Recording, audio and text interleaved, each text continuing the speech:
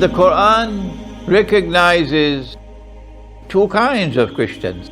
Oh yes, one part of the Quran, the Lord God has prohibited Muslims, prohibited us from maintaining friendship and being in alliance with Christians and Jews.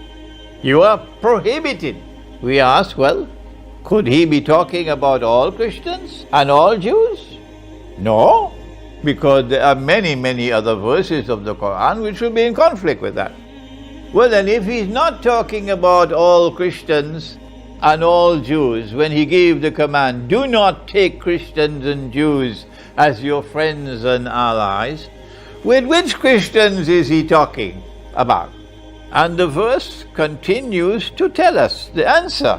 It says, don't take such Christians and such Jews as your friends and allies who themselves are friends and allies of each other, indicating that the Quran is anticipating a reconciliation between one part of the Christian world and one part of the Jewish world, and the establishment of friendship and alliance, and the emergence of a Judeo-Christian alliance.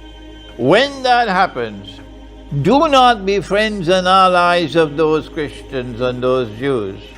Has that alliance already emerged? Yes, it has. And it is known as the Judeo-Christian Zionist Alliance. The Zionist movement was established in 1897 in the city of Basel in Switzerland. And since then, events have continued to unfold mysteriously in the historical process, stage by stage, step by step, until eventually a state of Israel is restored in the Holy Land, with the bogus claim to be Holy Israel, of David, the prophet, and of Solomon, the prophet. If you turn to those Christians and those Jews with friendship and alliance, the Zionists, then the Lord God says you no longer belong to us, you belong to them. So then what's the position with Saudi Arabia, which has been a client state of the Judeo-Christian Zionist Alliance for so long? About 20 years ago, I made the mistake of saying that Saudi Arabia and Israel were sisters. Now, 20 years later, I realized I was mistaken. At that time, they were only cousins. Now they are sisters. What then do we say of Turkey, which is a member of NATO? What is the status of Turkey based on the Quran?